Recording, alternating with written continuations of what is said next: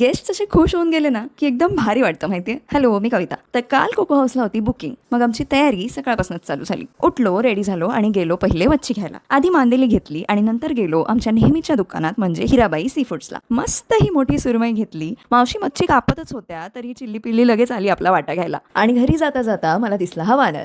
घरी पोचलो, यांच्या चालू होत्या भाकऱ्या. मच्छी ठेवून निघालो भाजी मार्केटला. भाजी घेतली आणि परत आलो घरी. नाश्त्याची तयारी केली, नाश्ता केला आणि मग चेक केलं की प्रॉपर्टी रेडी आहे. तर प्रॉपर्टी तर रेडी होती, वाट होती फक्त गेस्टच्या येण्याची. गेस्ट आले आणि खूप ऊन होतं, त्यामुळे मस्त त्यांना कोकम सरबत दिलं आणि सेटल केलं. जेवणाची तयारी इथे वहिनींची चालूच होती, पण आम्ही गेलो हेरिटेजला कारण तिथे सुद्धा गेस्ट होते. सुस्मित त्या गेस्टना भेटून आला. मग काय मस्त सगळं जेवण रेडी होतं.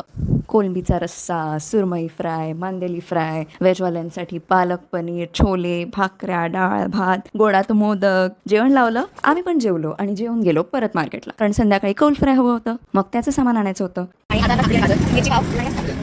ते आणलं. मग सुस्मित चिकन घेऊन आला. मग थोडंसं रेस्ट केलं. संध्याकाळी उठले आणि मॅन्डेटरी कॉफी तर घेतलीच, सोबत कॉर्न बॉईल केलेला तो खाल्ला. रात्रीचं जेवण रेडी करून वैन्या निघाल्या घरी जायला. वैन्यांना केलं बाय, गेस्टना दिलं कौल फ्राय आणि मग रात्रीचं जेवण लावून आम्ही झोपलो. आणि दुसऱ्या दिवशी म्हणजे आज होतं त्यांचं चेकआउट. मग सकाळी त्यांचा नाश्ता होता. मग वहिनी आला, नाश्ता लावला आणि त्यांचा होता चेकआउटचा टाइम. मस्त त्यांचे फोटोज काढले, त्यांच्याकडनं रिव्ह्यू घेतला. त्यांना खूप आवडली प्रॉपर्टी, सगळं खूप छान वाटलं. आणि जे हॅपी फेसेस जातात ना ते बघताना इतकी मजा येते ना. या मोठ्या मोठ्या स्माइल्स बघायसाठीच तर ही एवढी सगळी धावपळ असते आमची. तुम्हीही एक्सपिरियन्स करायला कोको हाऊसला येऊ शकता. व्हिडिओ कसा वाटला ते कमेंटमध्ये नक्की सांगा आणि पुन्हा बघायला नक्की या. हा, कविताची गोष्ट.